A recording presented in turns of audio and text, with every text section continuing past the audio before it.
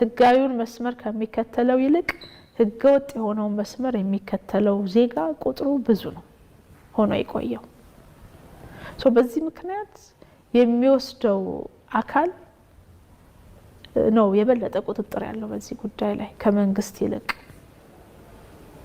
ስለዚህ ይሄንን የመቀየር ጉዳይ የምርጫ ጉዳይ አይደለም።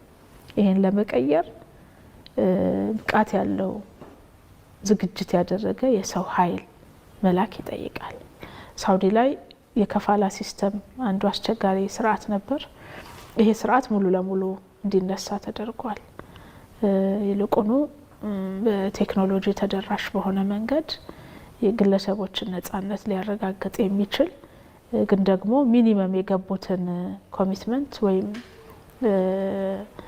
እናሟላለን ብለው ቃል የገቡትን ማሟላት የሚችሉበት ስርዓት እንዲፈጠር፣ ከዛ ውጪ ለማምለጥ ቢሞክሩ የህግ ጠንካራ የሆነ የህግ ተጠያቂነት እንዲኖርና ሁለተኛም ወደዛ ተመልሶ አለመግባትን የሚጨምር ማለት ነው። ወንጀል ሆኖ ቅጣት አለው። ቅጣት ከጨረሱ በኋላ ወደዛ መግባት የሚባል በማይታሰብ ደረጃ ትንሽ ጠበቅ ያለ ህግ አድርገው አውጥተውታል። አልተቃወምንም። ምክንያቱም ህጋዊ መሆን እየተቻለ ህገወጥ መሆንን ማበረታታት ስለማይኖርብን ማለት ነው። ውጭ ሀገር የስራ ስምሪት አዋጅ ዜጎች ወደ ሌሎች ሀገራት ለስራ ሲሰማሩ ወይም ደግሞ መሰማራት የሚችሉት በሁለቱ ሀገራት መካከል ስምምነት ወደ ተፈጸመባቸው ሀገራት መካከል እንደሆነ ብቻ እንደሆነ ይናገራል አዋጁና አሁን ላይ ባለው ሁኔታ ወደ የትኞቹ ሀገራት ነው ዜጎችን እየላክን ያለ ነው? የሀገር ውስጥ የስራ እድል ቅድሚያ ትኩረት ሰጥተን እየሰራን ያለነው ስራ ነው። በሌላ መንገድ ደግሞ የዜጎች ፍልሰት ህጋዊ ስርዓት እንዲይዝ ማድረግና እግረ መንገዱንም አማራጭ ለዜጎች ማስፋት ደግሞ አንዱ እንደ ተቋም ያለን ኃላፊነት ስለሆነ ሚኒስቴር መስሪያ ቤቱ አሁን በተቋቋመው ቅርጽ ከመቋቋሙ በፊት ስምምነት የተገባባቸው 4 ገደማ ሀገራት አሉ። ኳታር፣ ሳውዲ፣ ጆርዳን፣ የተባበሩት አረብ ኤምሬት። እነዚህ 4 ሀገራት ናቸው። የስምምነቱ ባህሪም በሀገር ውስጥ በቤት ውስጥ ስራ ላይ የተመሰረተ ነው። ሪፎርሙን ከጀመርን ጊዜ ወዲህ ደግሞ የጀማመርናቸው አዳዲስ መዳረሻዎች አሉ።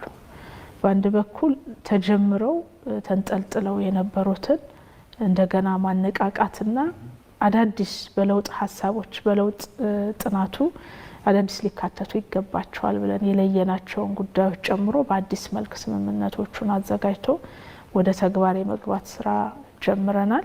ከዚህ ውስጥ አንዱ በቅርቡ ያጠናቀቅነው የቤይሩት በሊባኖስ መንግስት ጋር ያደረግነው ስምምነት ነው። ሌላኛው ተጀምሮ ያለ በሂደት አለ። በቅርቡ ከጆርዳን ጋር ያለንን እናጠናቀቃለን። ከኩዌት ጋር አብዛኛው ድርድር አልቆ የመጨረሻ ስምምነት የሚቀረው ነገር አለ ወይም የፊርማ ስርዓት እዛ በተከሰተው የመንግስት ለውጥ ምክንያት የዘገየ ነው። በእኛ በኩል ሁሉ ነገር ጨርሰን ከዚህ ባሻገር ሊጠቀሱ የሚችሉት አዳዲስ ሀገራት አሉ። ከእስያ እና አውሮፓ ሀገራት አዳዲስ የስምምነት ስራዎችን ጀምረናል። እንደዚሁም የተወሰኑ የአፍሪካ ሀገራት ጋር በሂደት ላይ ያሉ ጉዳዮች አሉ። ይሄ ሲጠናቀቅ የመዳረሻ ሀገራትን ለማስፋት ትልቅ እድል ይሰጣል። ይሄ መዳረሻ ሀገራት የማስፋት ጉዳይ ህገወጥ በሮችን እያጠበበ ህጋዊ የሆነውን መስመር እያሰፋ የሚሄድ ነው። የሲስተም ልማት ስራው ህገወጥ በሮችን እያጠበበ ህጋዊ ስርዓቱን የሚያሰፋ ነው። ምክንያቱም አንድ ሰው ወደ ውጭ ሀገር ለመሰማራት በጣም ረዥም ጊዜ ይፈጅበት ነበር። ያንን የሚቀንስ ወይም ያንን የሚያስቀር በሂደት ስርዓት ስለሆነ ትልቅ ትኩረት ተሰጥቶት አዳዲስ መዳረሻዎችን የማስፋት ስራ እየተሰራ ነው ያለው።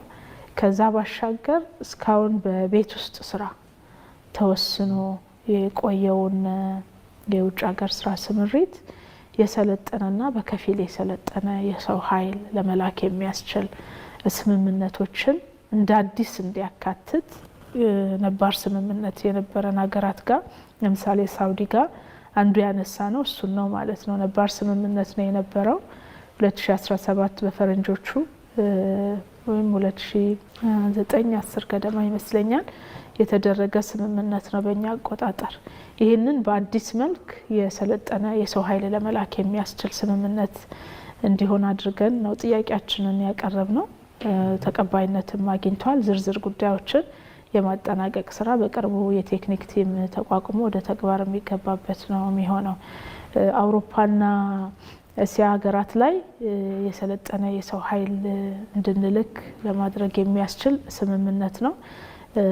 ከምሳሌ ጀርመን ጋር ጥያቄውን ካቀረበው የመሐንዲሶች የሙያ ማህበር አለ።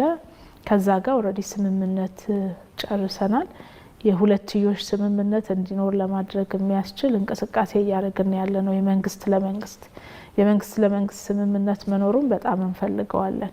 ያኛውም ቢሆን በአዋጁ የተፈቀደ ነው፣ የተከለከለ አይደለም። ከኩባንያዎች ጋር ወይም ከማህበራት ጋር የሚደረግ ስምምነት። በዚህ መሰረት አዳዲስ በርካታ የአውሮፓ ሀገራት ጋር ስዊድንን ማንሳት ይቻላል። አዲስ ጥያቄ ወደኛ መጥተዋል።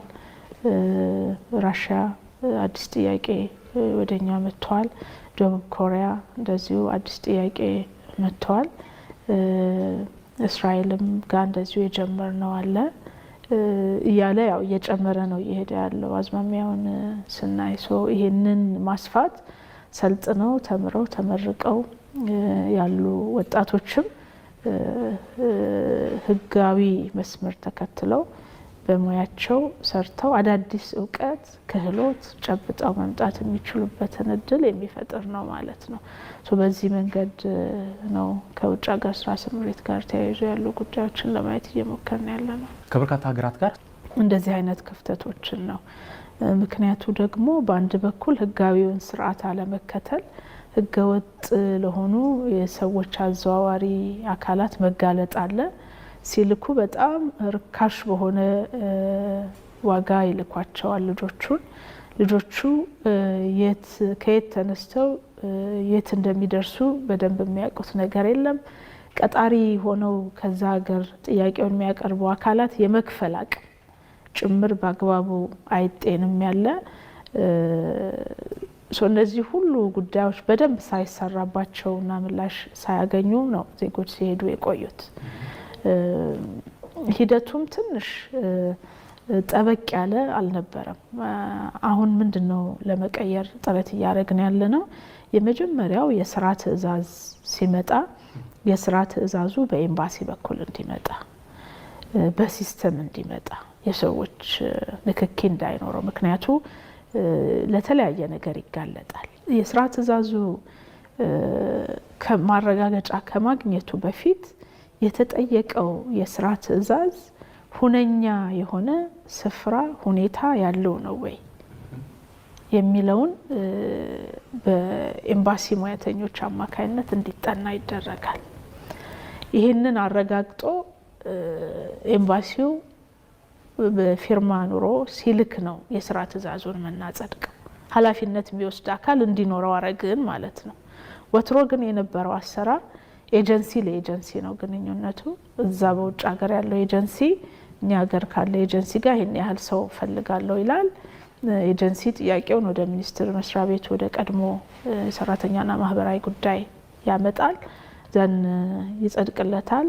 ሲጸድቅም ግልጽነት ያለው አይደለም። መከፈል ያለበት የደሞዝ መጠን ይሄን ያህል ዶላር ወይም በአገሩ ገንዘብ ይሄን ያህል ነው ተብሎ የሚገባ ስምምነት አለ። እንግዲህ ይሄ የገንዘብ መጠን ላይ የሚደረግ ስምምነት የብዙ ጉዳዮች ድምር ውጤት ነው። በአንድ በኩል ብቃት ያለው ክህሎት ያለው የሰለጠነ የሰው ኃይል ከመያዝ ጋር ከመኖር ጋር ይያያዛል። የአንዳንድ ሀገራትን ክፍያ ወስደን ካየን የተሻለ ሆኖ ይገኛል። ምክንያቱ ተወዳዳሪ የሆነ ዜጋ ህጋዊ ስርዓቱን ተከትለው ስለሚልኩ ነው። በእኛ ተጨባጭ ሁኔታ ቀደም እንዳልኩት ህጋዊውን መስመር ከሚከተለው ይልቅ ህገወጥ የሆነውን መስመር የሚከተለው ዜጋ ቁጥሩ ብዙ ነው ሆኖ የቆየው። በዚህ ምክንያት የሚወስደው አካል ነው የበለጠ ቁጥጥር ያለው በዚህ ጉዳይ ላይ ከመንግስት ይልቅ። ስለዚህ ይህንን የመቀየር ጉዳይ የምርጫ ጉዳይ አይደለም። ይህን ለመቀየር ብቃት ያለው ዝግጅት ያደረገ የሰው ኃይል መላክ ይጠይቃል። ያነሰ ይሆናል ማለት ነው። ሁለተኛ የስራ ሁኔታ፣ የክፍያ ሁኔታ ለምሳሌ ቤይሩት ጋር ያደረግነው ድርድር የመክፈል አቅም ያላቸው መሆኑ መረጋገጥ አለበት። ቀጣሪዎች አንዱ ችግር የመክፈል አቅም ሳይኖር ደሞዝ ይጠራቀማል፣ መጨረሻ ላይ በነፃ መሰናበት ይኖራል። የመክፈል አቅም ያላቸው ዜጎች መሆናቸው መረጋገጥ አለበት የሚል አንስተናል። የእረፍት ጊዜ በእርግጥ እዛ ላይ ከሀገሩ ሕግ ጋር የተጣጣመ መሆን አለበት የሚል ስምምነት ላይ ለመድረስ ተሞክሯል። በቂ አይደለም ግን በሂደት እንትን እያደረግን እንሄዳለን። ከኢንሹራንስ ጋር የሚያያዙ ጉዳዮች አሉ። እነሱም የድርድር ነጥቡ አንድ እንትን ነበሩ እና ተጨማሪ ደሞዝ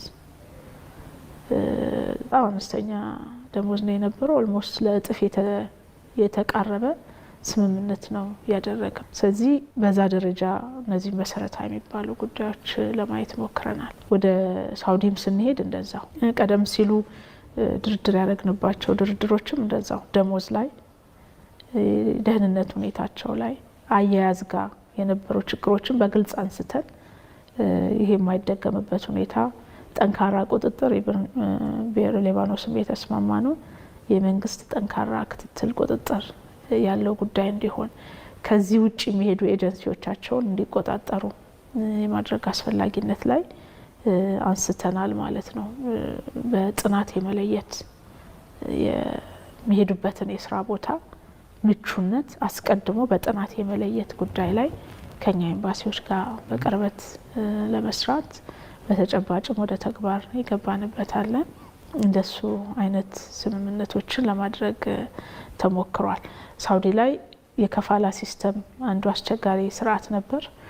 ይሄ ስርዓት ሙሉ ለሙሉ እንዲነሳ ተደርጓል።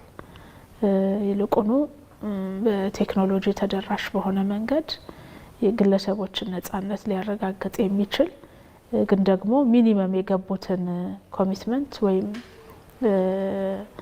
እናሟላለን ብለው ቃል የገቡትን ማሟላት የሚችሉበት ስርዓት እንዲፈጠር፣ ከዛ ውጪ ለማምለጥ ቢሞክሩ የህግ ጠንካራ የሆነ የህግ ተጠያቂነት እንዲኖርና ሁለተኛም ወደዛ ተመልሶ አለመግባትን የሚጨምር ማለት ነው። ወንጀል ሆኖ ቅጣት አለው። ቅጣት ከጨረሱ በኋላ ወደዛ መግባት የሚባል በማይታሰብ ደረጃ ትንሽ ጠበቅ ያለ ህግ አድርገው አውጥተውታል። አልተቃወምንም። ምክንያቱም ህጋዊ መሆን እየተቻለ ህገ ወጥ መሆንን ማበረታታት ስለማይኖርብን ማለት ነው።